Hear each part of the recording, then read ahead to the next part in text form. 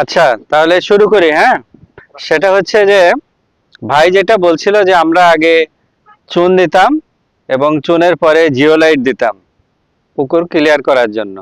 তো যেটা হচ্ছে যে চুন দিলে হয় কি, চুন পানির সাথে বিক্রিয়া করে ক্যালসিয়াম অক্সাইড হচ্ছে। তো এই ক্যালসিয়াম অক্সাইড হলে তীব্র ক্ষার, ক্ষার হলে হঠাৎ করে পিএইচ বেড়ে যাচ্ছে। পিএইচ বাড়লে কি হচ্ছে, পিএইচ বাড়লে ক্ষারীয় পানিতে প্রাকৃতিক খাবার উৎপাদন হবে না, তাই না? আবার ক্ষারীয় পানি মাছের রোগ বালাই নিয়ে আসবে, মাছ খাবে না, মাছের গ্রোথ কম হবে। তার জন্য আগে একটা ধারণা ছিল, ধারণা কিন্তু সব সময় চেঞ্জ হচ্ছে। আমরা আগে চিঠি লিখতাম, আমি যদি বাড়ি থেকে, আমি প্রথম ময়মনসিংহ চাকরি করেছি, চিঠি লিখতাম যে আমি এখানে পৌঁছেছি, তাহলে 7 দিন পর উত্তর পেত। তারপর বাটনওয়ালা ফোন আসলো, এখন কি ভিডিও ফোন, আমি কোথায়, বাবা মা দেখতে পাচ্ছে যে কোথায়। তো এই কালচারেও তাই, আগে আমরা ছোট ছোট মাছ ছাড়তাম, এখন ছাড়ি 1 কেজি, তাই না? কালচার ব্যবস্থাপনা সেভাবে নিতে হবে।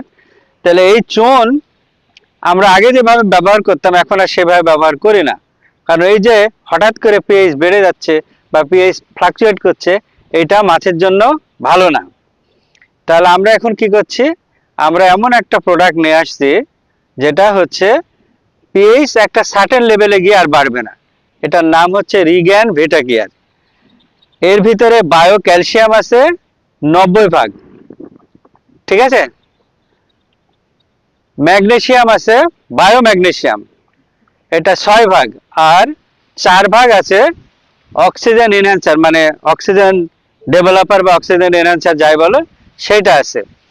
তাহলে এইটা দিলে কি হচ্ছে, এটা বায়ো, বায়ো মানে অর্গানিক, এইটা দিলে মানে ন্যাচারাল সোর্স থেকে যেটা নেওয়া সেটা, এইটা দিলে যেটা হচ্ছে এই মাছের পিএইচটা অত বাড়ছে না, স্টেবল থাকছে।